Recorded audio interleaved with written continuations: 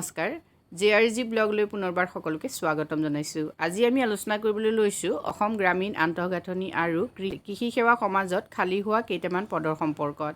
এই পদসমূহৰ বাবে কোনে কোনে আবেদন কৰিব পাৰিব আৰু আবেদনৰ বাবে যোগ্যতা কি লাগিব, লাষ্ট ডেট কেতিয়া হয় সেই সম্পৰ্কে আজি ভিডিঅ'টোত আমি আলোচনা কৰিম। এৰিয়াছ ছ'চাইটি অৰ্থাৎ Assam rural infrastructure and agriculture services ছ'চাইটিৰ আণ্ডাৰত খালী হৈছে 22টা OME আৰু DA পোষ্ট। OME মানে হ'ল অফিচ মেনেজমেণ্ট এক্সিকিউটিভৰ পোষ্ট আৰু অফিচ মেনেজমেণ্ট এক্সিকিউটিভৰ পোষ্ট খালী হৈছে 19টা।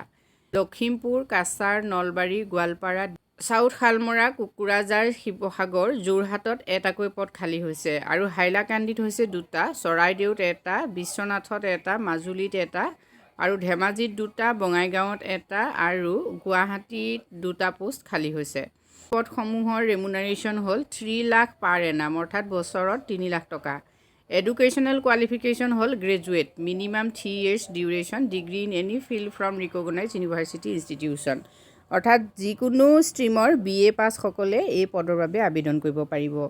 এক্সপিৰিয়েঞ্চ থাকিব লাগিব 2 বছৰৰ অফিচ মেনেজমেণ্ট বা ছেক্ৰেটেৰিয়েল ৱৰ্কৰ এক্সপিৰিয়েঞ্চ থাকিব লাগিব, পাব্লিক ছেক্টৰেই হওক বা প্ৰাইভেট ছেক্টৰেই হওক অৰ্থাৎ চৰকাৰী হ'লেও হ'ব বা ব্যক্তিগত খণ্ডত কৰা চাকৰিৰ অভিজ্ঞতা হ'লেও হ'ব। কম্পিউটাৰৰ জ্ঞান থাকিব লাগিব, বিশেষভাৱে office management, proficiency in MS office application like word, excel and power point এটচেট্ৰাৰ জ্ঞান থাকিব লাগিব। নেক্সট লেংগুৱেজৰ ক্ষেত্ৰত ইয়াত বিশেষকৈ প্ৰিফাৰ কৰা হ'ব fluency in English is a must. ইংৰাজী ভাষাত স্পষ্টকৈ কথা ক'ব পৰা আৰু লিখিব পৰা হ'ব লাগিব।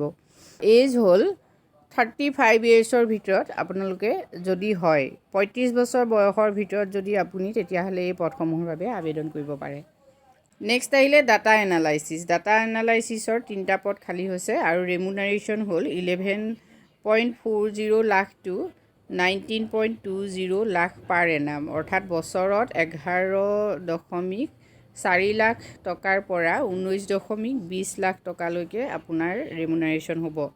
Education qualification master in statistic economics or closely related subject from any recognize university অৰ্থাৎ ষ্টেটিষ্টিক্স বা ইকনমিক্সৰ মাষ্টাৰ ডিগ্ৰী হোল্ডাৰ হ'ব লাগিব, তাৰ লগত ৰিলেটেড ছাবজেক্টৰ হ'লেও হ'ব। লগতে যিকোনো পাব্লিক বা প্ৰাইভেট ছেক্টৰত কাম কৰাৰ আপোনাৰ হাতৰ পৰা 10 বছৰৰ অভিজ্ঞতা থাকিব লাগিব ডাটা এনালাইচিছ হিচাপে আৰু লগতে কম্পিউটাৰৰ সম্পূৰ্ণ জ্ঞান থাকিব লাগিব।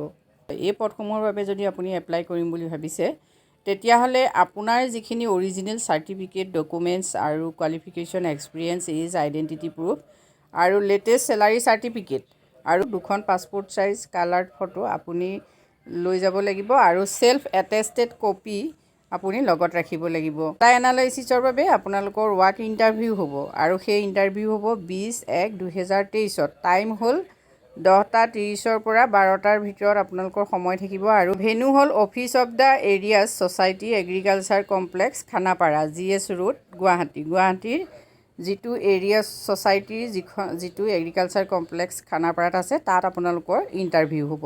নেক্সট আহিলে for the post of office management এক্সিকিউটিভৰ বাবে আপুনি এছেঞ্চিয়েল যদি আপোনাৰ কোৱালিফিকেশ্যন আছে, তেতিয়াহ'লে আপোনালোকে ইমেইল কৰিব লাগিব। বিশেষকৈ ইমেইলটো আপোনালোকে চাই লওক, harish@arias.in এই এড্ৰেছত আপোনালোকে ইমেইল কৰিব লাগিব আৰু এপ্লিকেশ্যন আপোনালোকে ছাবমিট কৰিব, এখন এপ্লিকেশ্যন ছাবমিট কৰিব লাগিব। এপ্লিকেশ্যনখন ইংৰাজী ভাষাত আপোনালোকে ছাবমিট কৰিব লাগিব। আপোনালোকে 18/1/2023 তাৰিখৰ ভিতৰত ইমেইল প্ৰেৰণ কৰিব লাগিব।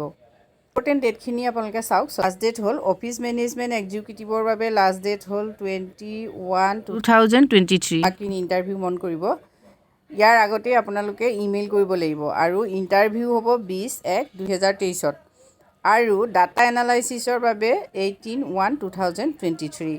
এপ্লিকেশ্যন ফৰ্মেটটো মই ডেছক্ৰিপশ্যন বক্সৰ লিংকত দি দিম, আপোনালোকে তাৰ পৰা এপ্লিকেশ্যনখন উলিয়াই ল'ব পাৰে। যদি আপোনালোকে এই পদসমূহৰ বাবে এপ্লাই কৰিব খুজিছে, তেতিয়াহ'লে এৰিয়াৰ যিটো অফিচিয়েল ৱেবছাইট, তাত গৈ আপোনালোকে সম্পূৰ্ণ তথ্যখিনি চাই ল'ব পাৰিব। আজি ভিডিঅ'টোত আমি আপোনালোকৰ বাবে এইখিনি তথ্য আগবঢ়াইছোঁ। যদি উপকৃত হৈছে কমেণ্ট কৰি জনাব। ধন্যবাদ।